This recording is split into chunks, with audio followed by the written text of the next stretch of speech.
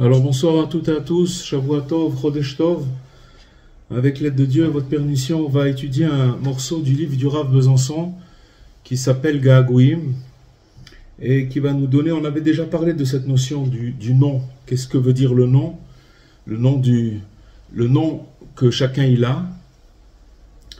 Et on va expliquer cette notion en détail.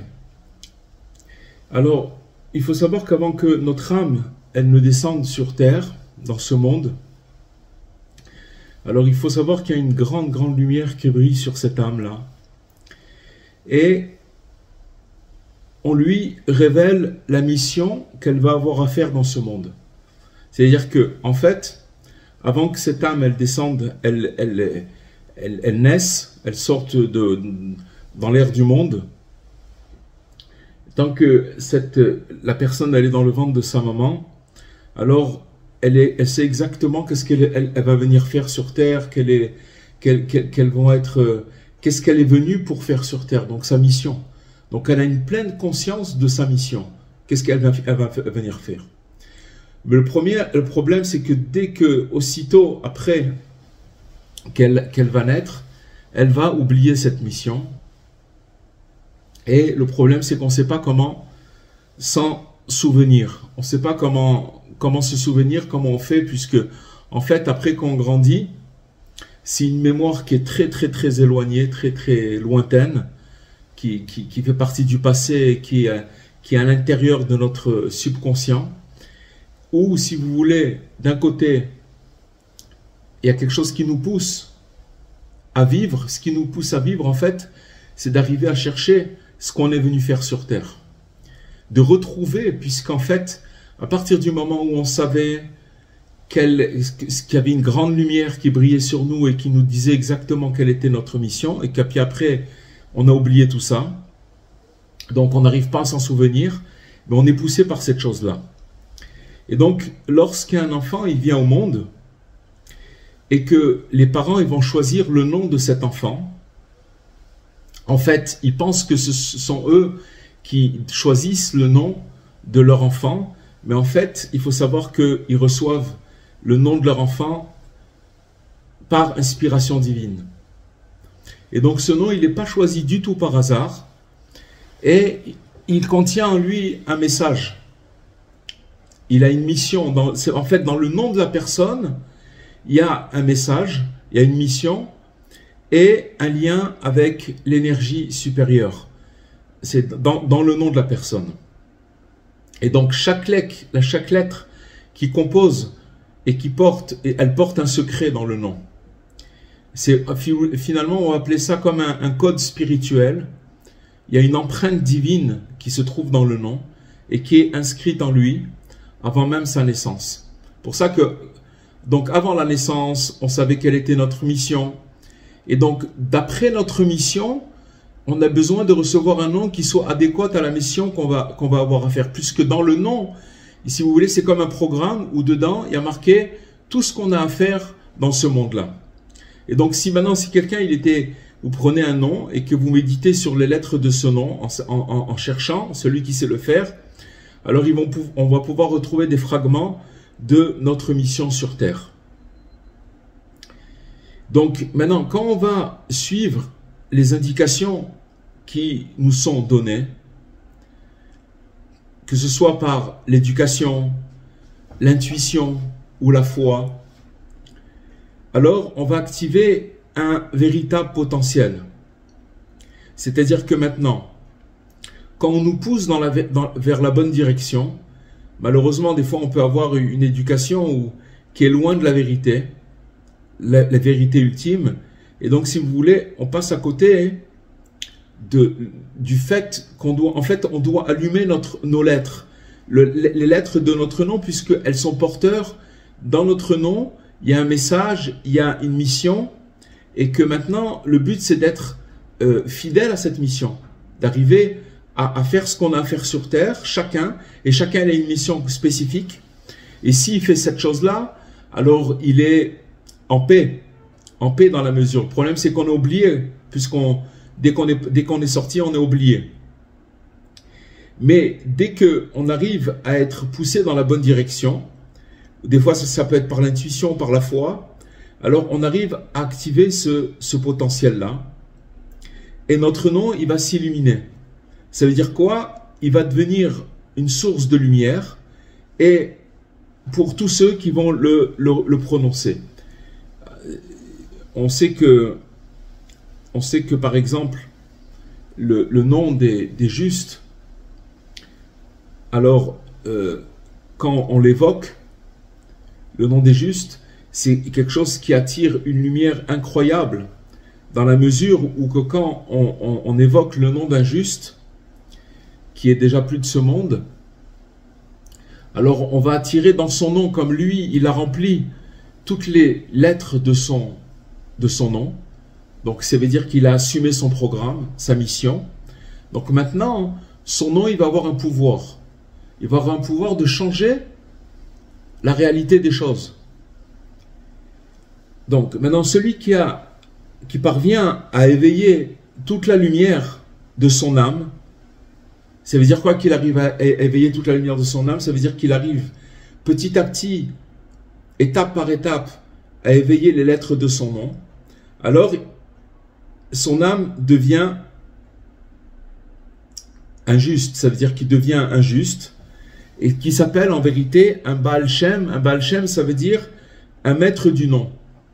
Ça veut dire quoi un maître du nom? Ça veut dire que c'est quoi ce qu'on appelle un maître du nom? Ça veut dire quelqu'un qui a réussi à prendre le nom que ses parents lui ont donné et de le remplir et d'avoir été, puisqu'on a expliqué au début que le nom qu'il a reçu, c'est un nom qui a une connotation, c'est un nom qui a une raison pourquoi il a été donné, et parce que dans ce nom-là, il a sa mission. Donc, quand il arrive à remplir toutes ces lettres de son nom, par, bien sûr, sa mission, par des actions, alors il devient un maître du nom. Et donc son nom, on parle d'injuste maintenant, son nom, mais tout le monde peut le faire. Alors que son nom, il va commencer à se répandre dans le monde, et par son rayonnement, il va commencer à toucher les cœurs, et il va transformer les âmes. Vous voyez, il y a des grands tzadikim qu'ils ont tellement fait d'efforts, ils ont tellement travaillé dans leur vie que le simple fait de dire leur nom, c'est quelque chose qui change la réalité de la personne. C'est pour ça que le nom de Nachman, qui signifie consolateur, alors il s'est allumé pour le monde entier, ce nom-là, grâce aux actions du juste qui le portait. C'est-à-dire Nachman, en fait, qui c'est Rabbi Nachman? Rabbi Nachman, c'est quelqu'un qui est né, l'arrière-petit-fils du Baal Shem Tov, et on lui a donné le nom de Nachman, d'accord? À 8 jours, on lui a fait la circoncision, voilà, comme un enfant. C'est vrai qu'il venait d'une lignée très très grande, mais ça suffisait pas de venir d'une lignée très très grande. Maintenant, il a fait un travail, Rabbi Nachman, un travail acharné, que le nom qu'il portait, le nom de Nachman, si vous voulez, maintenant il fallait qu'il devienne le porteur de cette mission qui est de consoler le monde. Donc maintenant, comment il va consoler le monde? Il va falloir trouver des enseignements, que dans ces enseignements-là, il y a une portée qui touche et qui va tellement loin que c'est pour ça que Rabbi Nachman il a dit que il n'y a pas de désespoir dans le monde. Pourquoi? Parce que si vous voulez, c'est une phrase qui est le summum de la consolation. Parce que quand on dit il n'y a pas de désespoir dans le monde, ça veut dire que n'importe quelle situation dans laquelle on peut se trouver, il n'y a pas de désespoir. Et c'est pour ça que quand maintenant Rabbi Nachman c'est devenu Rabbi Nachman, c'est parce qu'il a fait ce travail et que cette phrase, elle résonne encore aujourd'hui, et elle donne de la force et du courage et de l'espoir à ceux qui doutent, à ceux qui savent pas, ils se trouvent dans leur vie, et ils rencontrent ce message porteur d'espoir et de consolation, et ils retrouvent leur route. Mais maintenant, la question c'est de savoir, est-ce qu'on aurait cru tout simplement prononcer ce nom-là, il pourrait allumer tant de lumière? Ok, qu'est-ce qui se passe? Pourquoi on dit, okay, on dit le nom et ça allume tellement des lumières et quelque chose de très très très fort, et de savoir que ça allait apporter un réconfort au cœur brisé, une orientation à ceux qui sont égarés et de l'espoir aux désespérés. Pourquoi? Pourquoi en disant le nom, c'est ça qui se passe? Alors il nous dit Rabbi Nachman dans le Sefer Amidot, dans le livre des mesures, il dit que par le fait qu'on évoque le nom des justes, on peut renouveler la création et même changer la nature. Je ne sais pas si vous vous rendez compte de la portée de cet adage de Rabbi Nachman. Ça veut dire que maintenant, renouveler la création, ça veut dire que maintenant, renouveler la création, ça veut dire que maintenant, il y a une situation qui est bloquée et la chose, elle va se transmuter et elle va changer. C'est-à-dire que j'ai réveillé une nouvelle création dans ce qui est en train de se passer maintenant, dans une situation qui est complètement bloquée. Et Rabbi Nachman, il va plus loin, il dit, et même changer la nature. Changer la nature, c'est encore un pas plus loin. Ça veut dire que maintenant, la personne, changer la nature, ça veut dire que c'est comme par exemple que la mer, elle s'est ouverte pour les Juifs quand ils se sont trouvés en Égypte, poursuivis par les Égyptiens. Ça, c'est changer la nature. La nature, une mer, elle s'ouvre pas d'habitude. Mais il se passe des choses, des événements, qu'on peut changer la nature. Donc ça veut dire que maintenant, il nous dit une phrase très très forte, Rabbi Nachman, que maintenant, quand on évoque les noms des justes, on peut renouveler la création et changer la nature. C'est-à-dire que maintenant, c'est une arme très très grande, qui a un pouvoir très très fort. Et donc c'est pour révéler la puissance de son nom que Rabbi Nachman, il a envoyé une lettre à l'un de ses disciples il y a 113 ans après son départ. Et Rabbi Nachman, il est parti, il a quitté ce monde en 1810, donc 113 ans après, c'est-à-dire ça devait être en juillet, en août 1922, il a envoyé une lettre d'une manière miraculeuse à un élève qui s'appelait Rabbi Israël, et que lui, il a reçu cette lettre d'une manière miraculeuse. Il était dans la yeshiva de Rabbi Meir Balanes à Tibériade, qui entre parenthèses c'est un endroit, d'après la tradition, qui est le point de départ de la rédemption, de la Géoula, de la rédemption finale. Et donc, dans cette lettre, qu'est-ce qu'il y avait marqué? Il m'a été très difficile de descendre jusqu'à toi, mon précieux élève, pour te dire que je me réjouis de ton service divin. Et à ton sujet, j'ai dit, mon feu brûlera jusqu'à la venue du Mashiach. Na'anach Nachman Nachman Meuman, sois fort et courageux dans ton service, et le 17 Tammuz diront que tu ne jeûnes pas. Ce jour-là, Rabbi Israël, il n'avait pas jeûné. Il s'est retrouvé dans une situation très très très dure, dans la mesure où il s'est retrouvé juste avant le jeûne, sachant que c'était le jeûne, il l'a dit, et c'était le matin du jeûne, et il a succombé, il est tombé et il a mangé. Mais bon, c'est pas le principal du message, si vous voulez, c'est que Rabbi Israël, il nous a transmis que cette lettre contenait les secrets de la rédemption. Et que le pouvoir du nom de Rabbi Nachman, il s'étendait dans tous les domaines de la vie. Puisqu'on a expliqué que le nom des justes, ils ont le pouvoir de renouveler la création et de changer la nature. Donc ça veut dire que ce pouvoir-là, il va s'étendre dans tous les domaines de la vie, dans la santé, dans le bonheur, dans la subsistance, dans la sagesse, tout ce qu'on a besoin pour avancer. Si quelqu'un il a des problèmes de santé ou de bonheur ou de subsistance ou de sagesse, ça va être des freins pour pouvoir s'accomplir. C'est quoi s'accomplir? Accomplir sa mission. S'il a toutes ces choses-là et que il sait canaliser son énergie là où il faut, alors il va avancer à grands pas.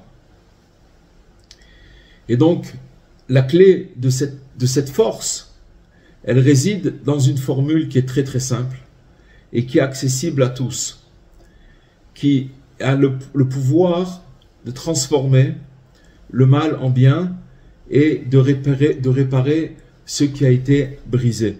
C'est quelque chose, si vous voulez, dans nos générations, si vous voulez, on a eu pitié de nous. Parce que Rabbi Nachman, il a vu, par prophétie, que le monde, il allait descendre, descendre, descendre, descendre. Comme elle disait tout à l'heure, Mazal, on parle de Simcha, mais c'est dur, voilà, on voit qu'on est éprouvé dans la Simcha. Mais quand le tzaddik, il voit que même de la Simcha, on n'y arrive pas, alors il nous envoie encore des conseils qui vont descendre à notre niveau et qui vont être possibles à faire. Il est obligé, si vous voulez, de nous envoyer des médicaments qui vont être possibles d'accomplir. Sinon, ça veut dire que Dieu préserve. Si on dit le désespoir n'existe pas, si le Rabbi Nachman il a dit ça, c'est qu'il est obligé d'être garant à chaque fois d'amener des nouvelles solutions et des nouveaux médicaments et des nouveaux remèdes pour faire descendre les choses et pour arranger les gens. Donc le nom de Rabbi Nachman, s'il est prononcé avec ferveur et dévotion, il peut réveiller en nous des forces insoupçonnées, de renouveler complètement les énergies qui ont été brisées en nous et de provoquer des transformations profondes, que ce soit au niveau spirituel ou au niveau physique. Alors, voilà ce qu'on doit faire. En fait, ce qu'il faut, c'est d'arriver à apprendre le nom du juste, qui est écrit en 4 vers dans la lettre que Rabbi Nachman il a envoyé à son élève. C'est Na, Nach, Nachma, Nachman, Meuman. Et de l'apprendre déjà bien par cœur, de l'assimiler, de savoir le dire, de savoir le dire de cette manière-là, dans cet ordre-là. Na, Nach, Nachma, Nachman, Meuman. Ensuite, ce qu'il faut, c'est trouver une mélodie qui nous touche, de le coller avec une mélodie. Comme c'est quelque chose qui est en 4, comme simple, double, triple et quadruple, c'est un chant simple, double et triple et quadruple, ça veut dire que très facilement on peut trouver un air qui nous touche et de le coller au nom de Rabbi Nachman.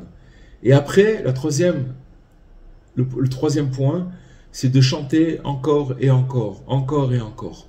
C'est-à-dire que puisque de toutes les façons, le nom du tzaddik, il a une propriété de changer la nature. Mais attention, comme on a expliqué, chaque tzaddik, il a sa propriété.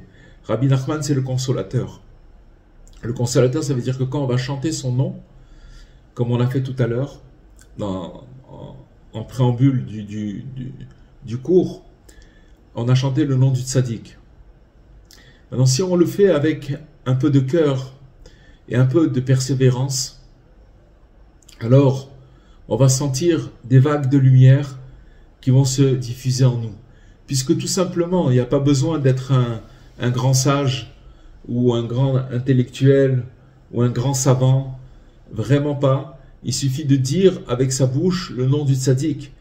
Rabbi Nathan, il dit dans le Likutei Halachot que en évoquant le nom du tzaddik, on attire sa présence vers nous, et sa présence, elle nous enlace comme une maman qui enlace son bébé. Vous savez, un bébé, pour nous tous, on a tous été des bébés, des nourrissons.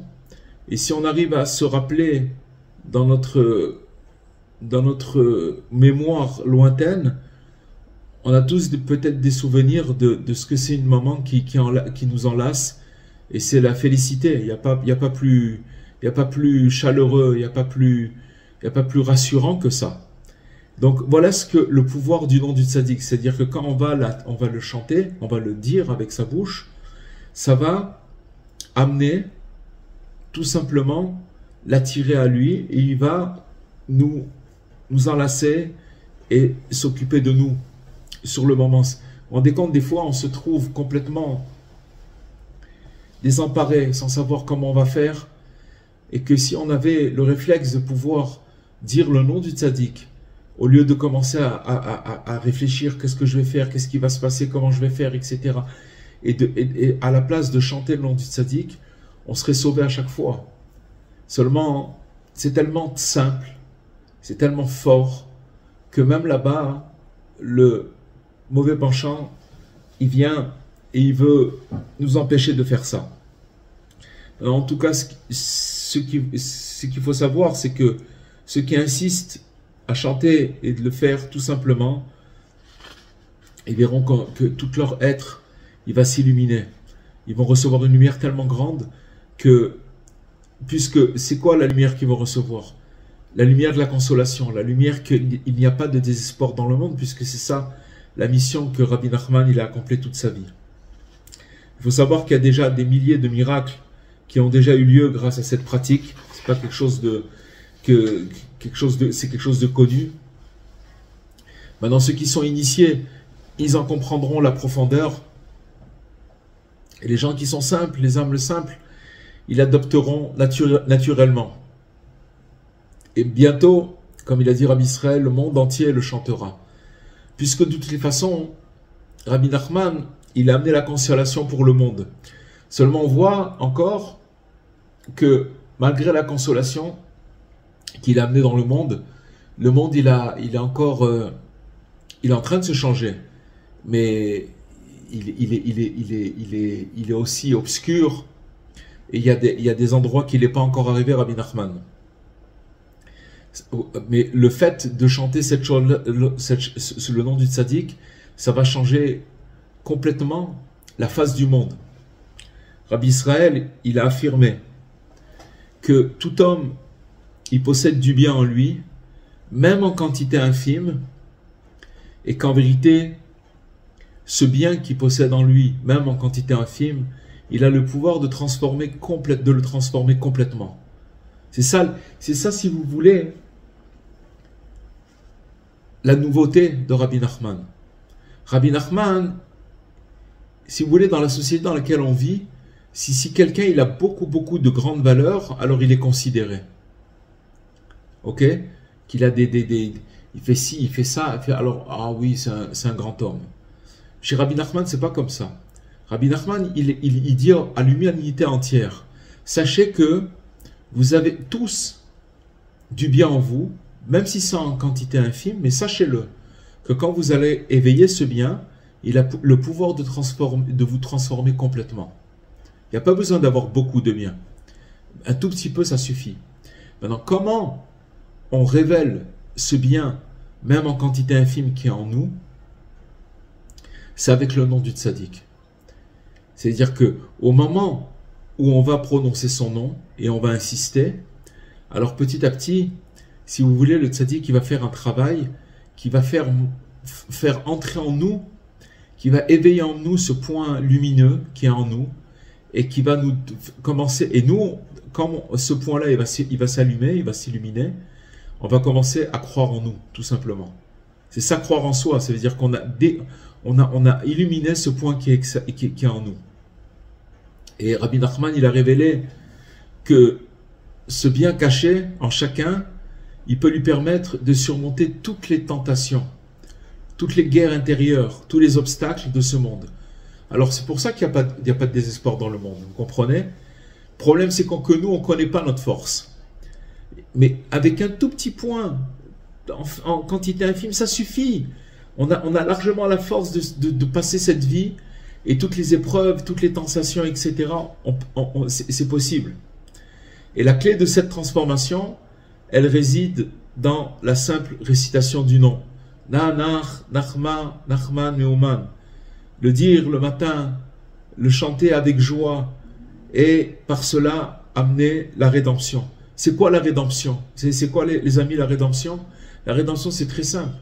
C'est que maintenant, comme je suis attaché à celui qui a dit que le désespoir n'existe pas, et que j'ai une entière confiance en lui, c'est-à-dire que maintenant quand je vais chanter ce nom-là, il va amener en moi toutes les zones obscures dans lesquelles le désespoir existe chez moi.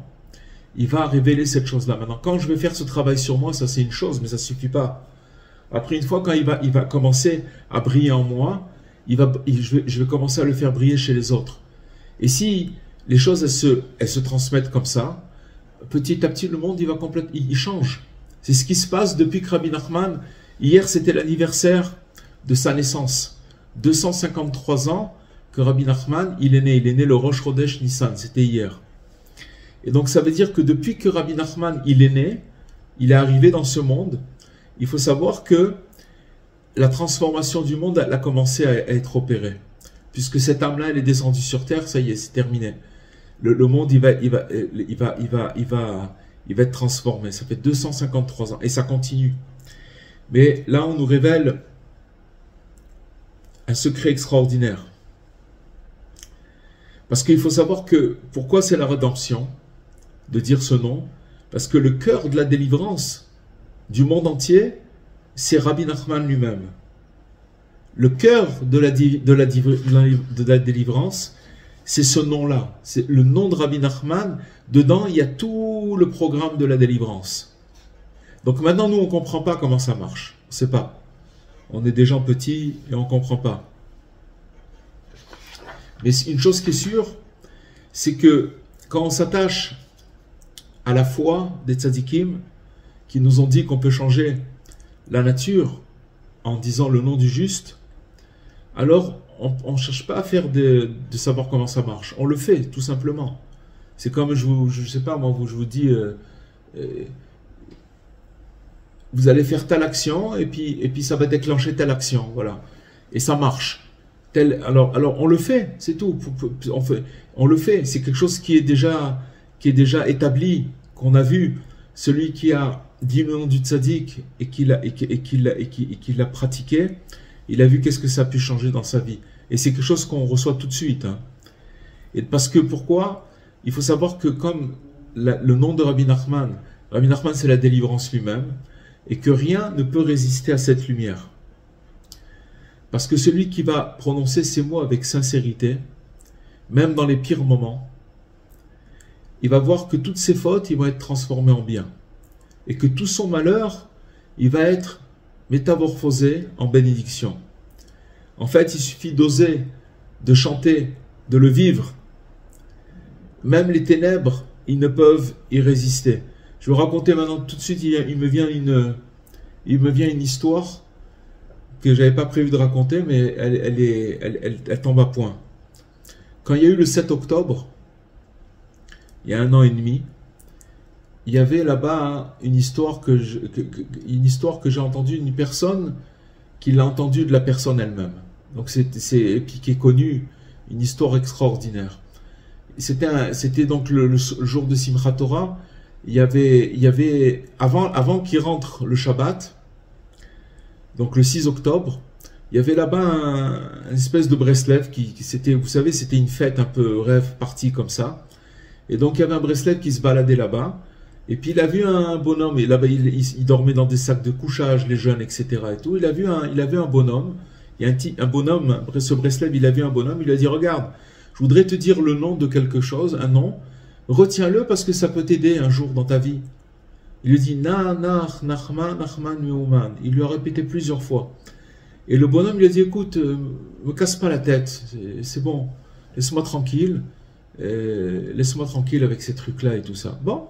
Voilà, ça c'était, dans ce Breslev-là, il est parti, juste avant Shabbat, il a quitté le lieu.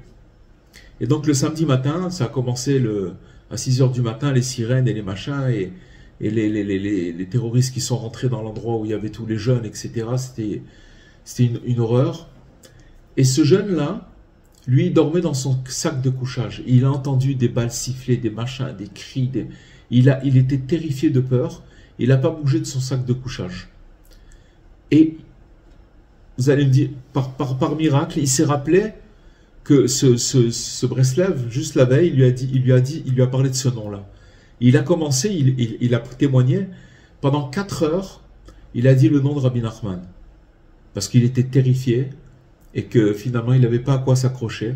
Il a été sauvé. Il a été sauvé et il a témoigné de cette chose-là.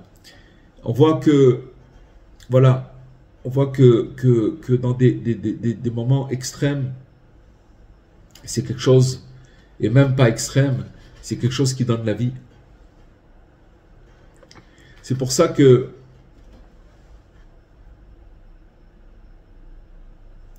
il faut savoir que Rabbi Nachman, il a révélé que son nom lui-même, il est porteur de tout son enseignement. Quand on va dire le nom de Rabbi Nachman, il y a dedans tout son enseignement. Et donc quand on va le chanter, on va absorber cette lumière-là, son esprit, son feu. C'est ça la grandeur. Et c'est pour ça que l'essentiel, c'est de le propager dans le monde entier. Comme on est en train de le faire à notre mesure, de le dire, parce que c'est quelque chose qu'il ne faut pas cacher au monde. Il ne faut pas le cacher au monde, puisque c'est quelque chose de magique. C'est comme si vous avez une clé magique qui ouvre toutes les portes. Alors pourquoi le cacher? Il faut savoir que notre esprit, il est sans cesse envahi de pensées et de sensations qui, en vérité, nous brouillent notre perception de la réalité. La réalité comme on la voit, c'est pas la réalité. La réalité comme on la voit, c'est nos yeux qui voient on voit des choses, la vie, mais c'est pas ça la réalité. Et finalement, on réagit aux événements selon des schémas qui sont complètement déformés, puisque nous, on ne voit pas les choses comme il faudrait les voir. Donc toutes nos réactions, elles sont par rapport à des choses qui sont déformées. Notre schéma, ils sont complètement déformés. Et qui sont hérités. Tous ces schémas, ils viennent de nos expériences, de nos peurs, de nos illusions. C'est pour ça que toutes nos réactions, elles sont complètement... Elles sont malades. D'où ça vient? Ça vient de la faute originelle que notre vision du monde elle est complètement altérée. Et c'est pour ça que Rabbi Nachman nous dit qu'on est souvent comme un éléphant qui se croit plus faible qu'une souris, simplement parce qu'il ignore sa propre force. Alors vous avez un éléphant et à côté vous avez la souris, vous voyez la proportion? Mais c'est ça, en vérité Rabbi Nachman il nous dévoile, sache que tu es un éléphant et que tes épreuves dans lesquelles tu passes, sache une chose, si tu connaissais ta force, alors en vérité, tes épreuves, c'est comme une souris. Et en vérité, la véritable perception du monde, elle demande une purification très très profonde. Et c'est très très difficile de percevoir le monde comme il est dans son essence. Il faut une grande purification, une discipline spirituelle.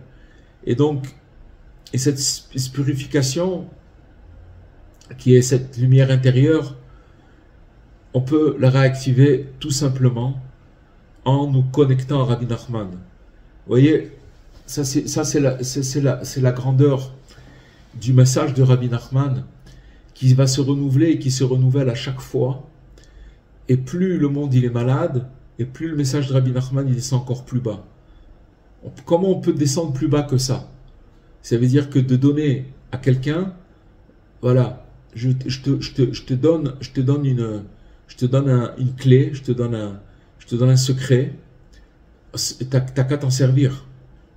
Parce que prononcer son nom, c'est attirer en nous les rayons de la prophétie de Rabbi Nachman.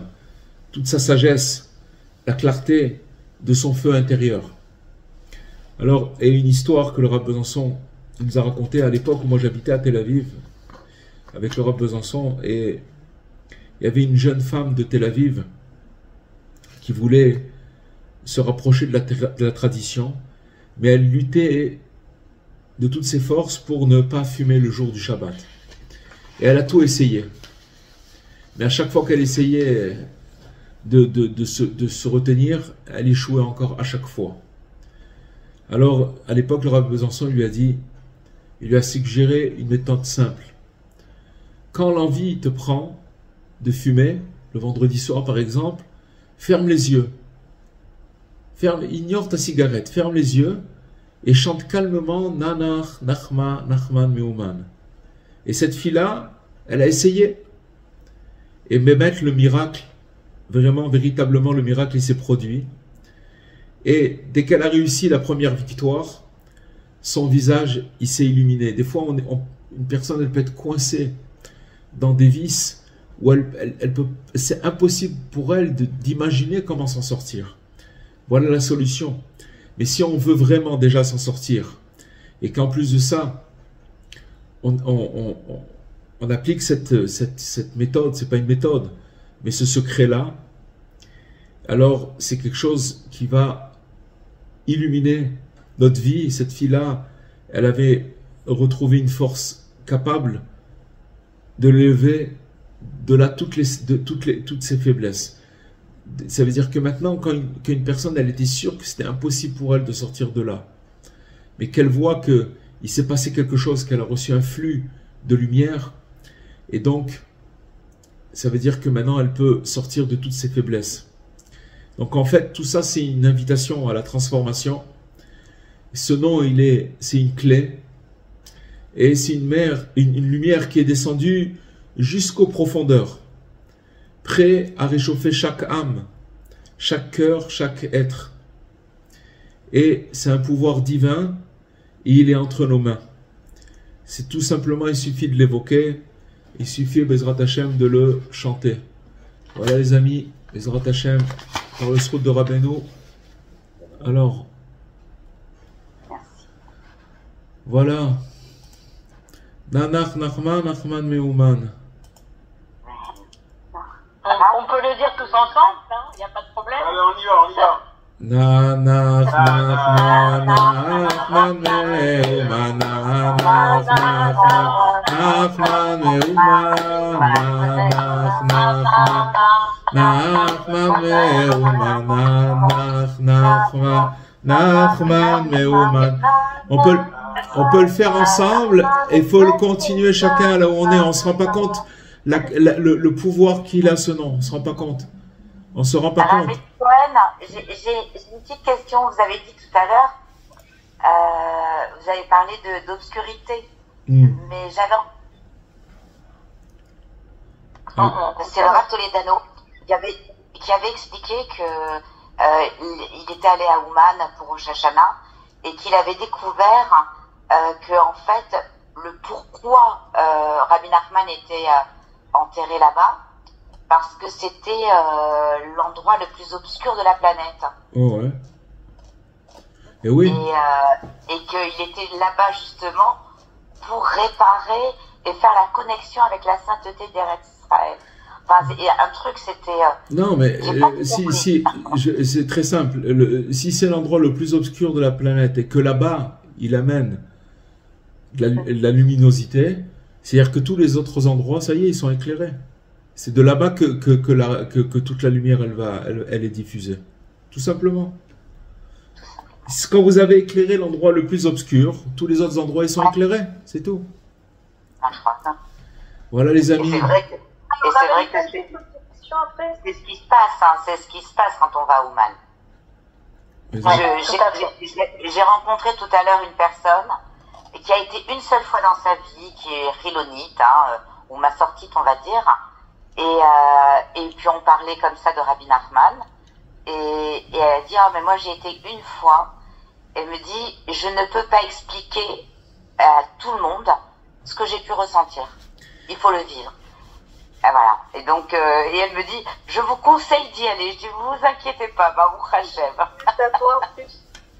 Ouais, juste avant. Nous en attachons, les amis, avec l'aide de Dieu. Je voulais vous poser une question, Rabbi Cohen. Cette phrase-là, Nachman, elle existe depuis Rabbi Nachman ou c'est seulement depuis le Pétek? Depuis le Pétek. D'abord, Nachman, c'est toujours le nom de Rabbi Nachman.